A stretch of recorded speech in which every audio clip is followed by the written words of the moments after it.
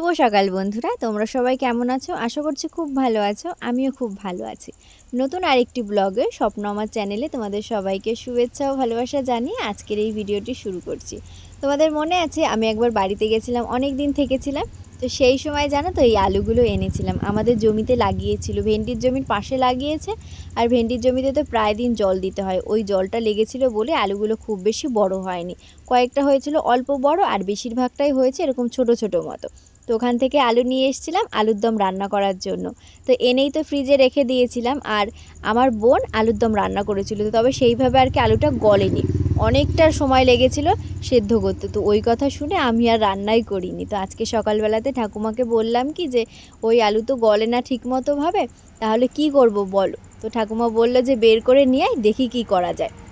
তা আলু বের করে দিয়েছি, ঠাকুমা কুচিয়েছে, কুচানোর পরে সেদ্ধ করেছে, সেদ্ধ করে বলছে এবার ভাজা কর। তো তারপরে আলুটা ভাজা করে নিয়েছি। আজকে খুব বেশি সময় হয়নি, ধান পাতানো হয়েছে, তার মধ্যেই মেঘলা করে এসছে, আর তার সাথে তো ঝিরিঝিরি বৃষ্টি রয়েছে। আর চাতালটা দেখে তোমরা বুঝতেই পারছো চাতালটা এখনো ভেজা ভেজা মতো রয়েছে, কারণ ধানের জলটা এখনো মরেনি। সবাই তো এসে কাজে লেগে পড়েছে, ওই জন্য আমিও চলে এসেছি চাতালটা ঝাড় দেওয়ার জন্য।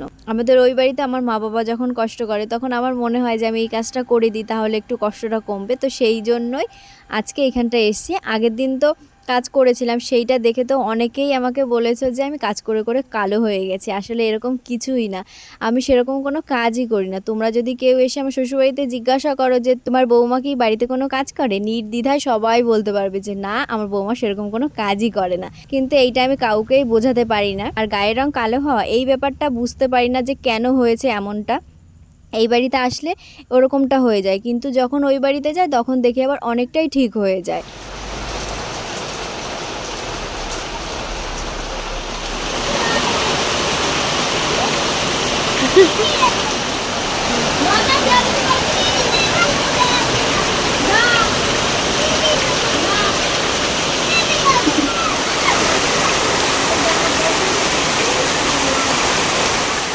আগের দিন তো খুব বৃষ্টি হয়েছিল, আর আজকেও তো প্রচণ্ড পরিমাণেই বৃষ্টিটা হয়েছে। আগের দিন ভিজতে ইচ্ছা করেছিল, কিন্তু সকাল সকাল স্নান করে নিয়েছিলাম, ওই জন্য আর সেটা হয়নি। কিন্তু আজকে তো আর সকাল সকাল স্নান করিনি, ওই জন্য বৃষ্টিতে ভিজেছি খুব করে। প্রথমে নেমেছিল ভাই, আর তারপরে সাথী, ওদের দেখা দেখে আমারও আরও ইচ্ছেটা বেশিই বেড়ে গেছিলো। ওরা যদি আবার বৃষ্টিতে না ভিজতো তাহলে আবার আমার ভেজা হতো না। তিনজনে মিলে চাতালে অনেকক্ষণই ছিলাম, তারপরে দেখছি যে ঠান্ডা লাগছে, তাড়াতাড়ি করে উঠে কলে স্নান করে নিয়ে ঘরে এসেছি। সাথে পুতুল ছিল এতক্ষণ ধরে।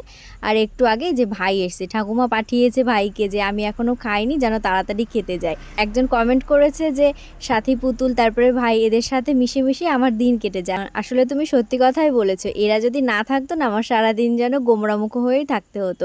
এরা সারাদিন আমার কাছে আসে, আবার ওদের প্রতি আমার এতটা টান বেড়ে গেছে, ওরা যখন আমার ঘরে না আসে একা একা লাগে আমার, তখন ছুটে যাই ওদের ঘরে ওদের সাথে কথা বলার জন্য। সকালবেলাতে তো খাইনি, একবারে এই দুপুরবেলাতেই খেতে বসেছি। আর দুপুরে এখনও রান্না হয়নি, শুধু ভাতটা হয়েছে। আর আলু সেদ্ধ দিয়েছিল, আলু সেদ্ধ ভাত নিয়ে সেজেমাদের ঘরে গিয়ে সয়াবিনের তরকারি দিয়ে খাওয়া দাওয়া করে নিয়েছি। আর খাওয়া দাওয়ার পরে এই যে কয়টা বাসন রয়েছে সেই সবগুলো এখন ধুতে বসেছি। আর বাসনগুলো ধোয়ার পরে শাশুড়িমা বলল কি যে দই পাতিয়েছিল ঠাকুমা, ঠিকঠাক আর কি জমেনি, আর ফ্রিজের মধ্যে রাখা ছিল, তো সেইটা বললো নিয়ে এসে ওর মধ্যে জল লবণ চিনি এইসব দিয়ে গুলে তারপরে সবাইকেই দিতে। তো সেই জন্য আর কি সবটা মিশিয়ে নিয়ে এখন গ্লাসে ঢেলে দিচ্ছি, আর মা সবাইকে দিচ্ছে। আর বললো কি যে সেজো কাকাকেও দেওয়ার জন্য, তাই জন্য এখন সেজো কাকাকে দিতে যাচ্ছি। সেজো কাকা হয়তো খেতেও বসে পড়েছে, তবুও আর কি দেবো। এইবারই সবাই না যত আর কি ঠান্ডা হোক, তারপরে বেশি মিষ্টি বেশি টক তেতো যাই দাও না কেন সবটাই খাবে, কিন্তু একটু ঝালটা কম খায় আমাদের বাড়ির তুলনায়। সকালে তো অঝোর বৃষ্টি হয়ে গেল, আর বৃষ্টি থামার পরে চাতালটা যেই শুকিয়ে গেছে অমনি তাড়াতাড়ি করে ধানটা পাতানো হয়েছে। ধানটা তো জল মরেনি, সকালবেলাতে ধান পাতানো হয়েছে, আর তার কিছু সময়ের মধ্যেই বৃষ্টি, ওই জন্য আর কি আজকে ধানটা আবারও পাতানো হয়েছে। আর সকালবেলা থেকে আজকে বাবার শরীরটা ভীষণ খারাপ, গ্যাসে চাপ দিয়েছে এত, মাজায় যেন প্রচণ্ড ব্যথা, ওই জন্য নড়তে পারছে না, তবু আর কি বাইরের থেকে একটু হাঁটাচলা করছে। আর সবাই গেছে চাতালের ওই পাশে, ওই জন্য আমিও যাচ্ছি। বৃষ্টি হয়েছে, তার মধ্যে তো হাওয়াও বেশ ছেড়েছে, ভেবেছে আম পড়েছে কিনা, সেই জন্য আর কি আসা হয়েছে। এই গাছটা হচ্ছে পুকুরের মধ্যে হেলে গেছে আমপানের সময়।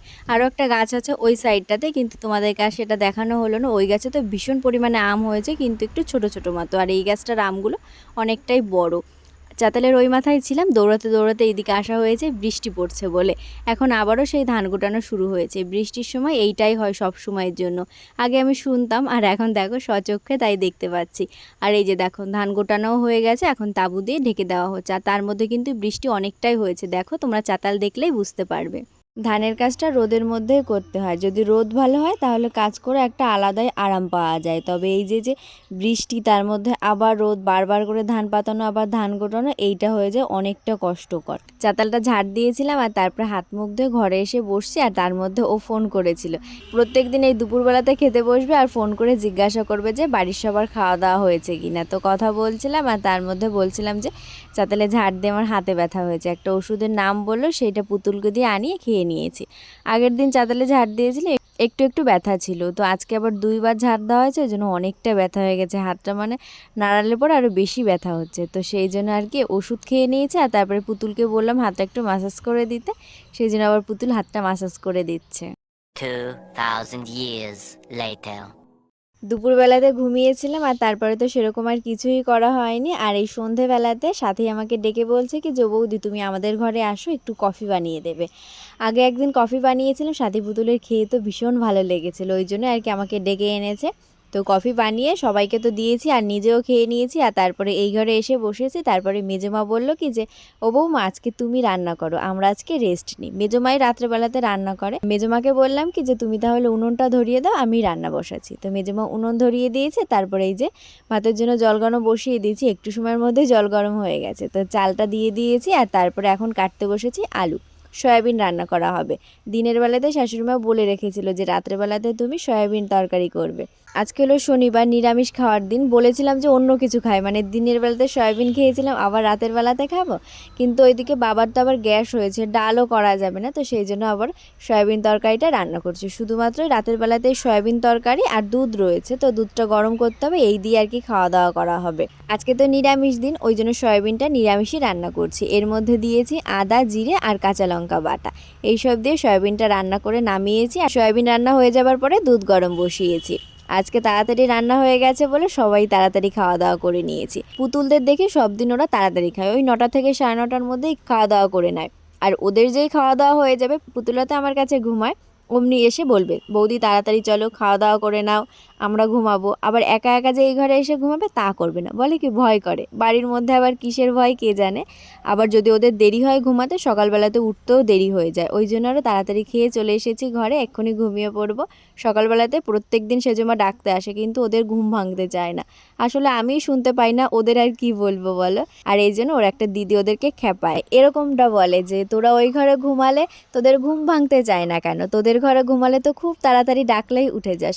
এখন কি করব বলো, ডাকলে পরে আমারই ঘুম ভাঙে না। আমার যদি আগে আগে ঘুম ভেঙে যায় তাহলে তো ওদেরকে ডেকে দিতে পারি, কিন্তু অনেকক্ষণ ডাকে তারপরে গিয়ে আর কি সবার ঘুম ভেঙে যায়। তো যাই হোক, এখন ঘুমাবো। চলো আজকের ভিডিওটা এখানেই রাখছি, দেখা হবে নতুন একটা সুন্দর ভিডিওর সাথে। সবাই ভালো থেকো, সুস্থ থেকো। আর আজকের ভিডিওটা কেমন লাগলো অবশ্যই কিন্তু জানাবে।